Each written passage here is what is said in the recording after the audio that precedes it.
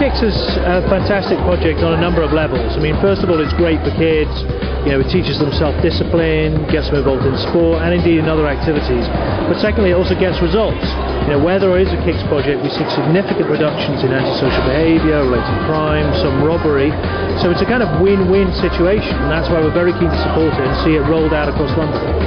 Well, one of the issues that we're looking at is some of that longer-term work that needs to take place in London to really effect a cultural change amongst young people, turn them away from the life of violence. We're already doing a lot on the policing side. You know, we've got Operation Blunt 2 on the knife archers, Operation Tyrrell with more crime fighters on the transport network that have been for 30 years. But the long-term stuff is going to take time and some thinking.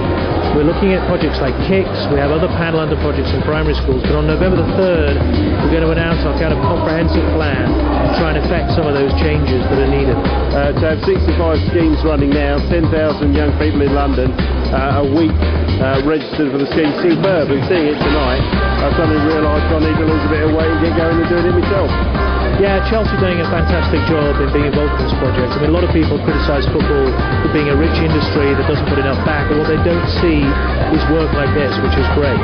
Yeah, there are lots of football teams that participate, not enough, but the real weakness is in the boroughs. We want local authorities to come out and help the scheme as well with money.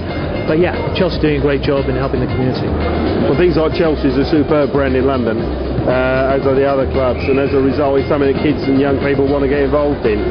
The youngsters named it Kickz themselves, and certainly the coaches and all that from the clubs, the enthusiasm, the motivation, you can see it spinning off here.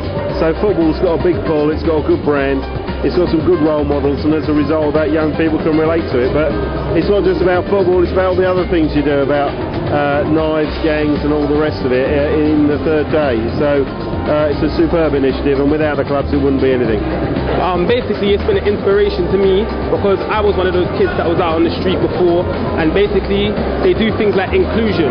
So basically I went there from a friend who told me it's a good project to run, so I went there, took part in the community team, we won that cup. So I'm really happy about that. I'm flattered about everything that happens in there. Chelsea are one of those teams that take a big interest in their local environment and in the local community, and it's nice to see players showing up and people taking part. But the real test, you know, is the work that's done with the kids and how it affects them and the benefits they feel. And I think we all win from that, Chelsea as well as the local community.